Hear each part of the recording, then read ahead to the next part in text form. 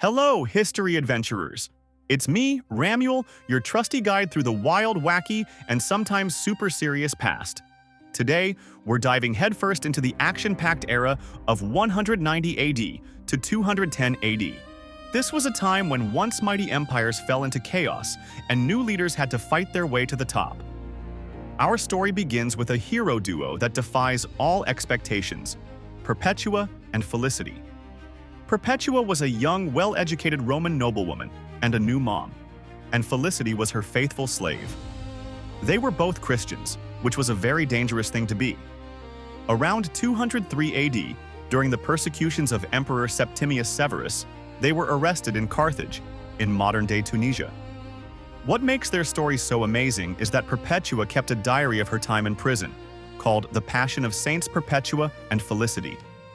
In it, we read her personal thoughts and visions as she wrestled with her loving but non-Christian father, who begged her to give up her faith. Felicity, who was pregnant, feared she wouldn't be martyred with her friend, but she gave birth just days before their execution. On the day of their death, they were thrown to wild animals in the amphitheater. The account says Perpetua, after being tossed by a wild cow, calmly fixed her hair before she was killed.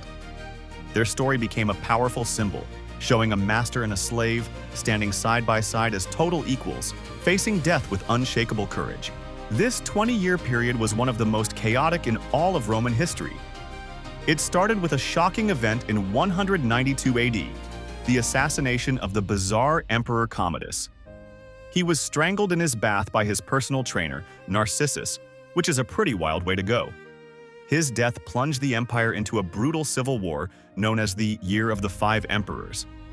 Different Roman generals, including Pertinax, Didius Julianus, and others, all fought to be the next emperor. But the conflict was finally won by a general from North Africa, Septimius Severus. He reigned from 193 to 211 AD. He was tough and smart, and he established the Severan Dynasty, bringing a measure of stability back to the empire. His rule was all about the army. He knew that their loyalty, not the Senate's approval, was the only thing that mattered anymore.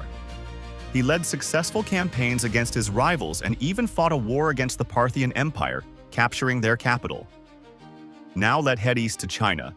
Our friends, the Eastern Han Dynasty, had completely collapsed. The central government, already weakened by the Yellow Turban Rebellion and years of internal strife, lost all authority. The emperor became a puppet ruler, and real power fell into the hands of powerful regional warlords. This period marked the beginning of what is known as the Three Kingdoms period, a time of constant warfare between rival states. Three of the most famous warlords were rising to power during this era: Cao Cao, a brilliant military strategist who controlled the north; Sun Quan, who ruled the south; and Liu Bei, who established his power in the west. Their battles, alliances, and betrayals would become the stuff of legend, chronicled in one of China's most famous historical novels, The Romance of the Three Kingdoms. Their stories of bravery and cunning are still a huge part of Chinese culture today. But what was happening outside of China and Rome? I am glad you asked. You see, outside the Roman and Chinese empires, life went on. The Germanic tribes in northern Europe were in a state of constant conflict, not only with Rome's military under Septimius Severus, but also with each other. Across the ocean, in the Americas, civilizations were still growing and taking shape. Back in Africa, the Roman provinces were generally stable, while the Kushite kingdom continued its existence, and the Bantu expansion still spread across Central and Southern Africa, so not much had changed. However, this period also marks the beginning of the Kofun period in Japan, a time when regional chieftains began to build massive burial mounds, called Kofun, showing their growing power. But it wasn't all war and political intrigue. There was cool stuff being created. For instance, woodblock printing. While the exact date is debated, historians believe that woodblock printing was developed in China during this general time period. This revolutionary technology allowed for the mass production of books, images, and texts. Instead of writing everything by hand, they could carve a block of wood with the text, put ink on it, and print many copies. It was a game changer for sharing knowledge.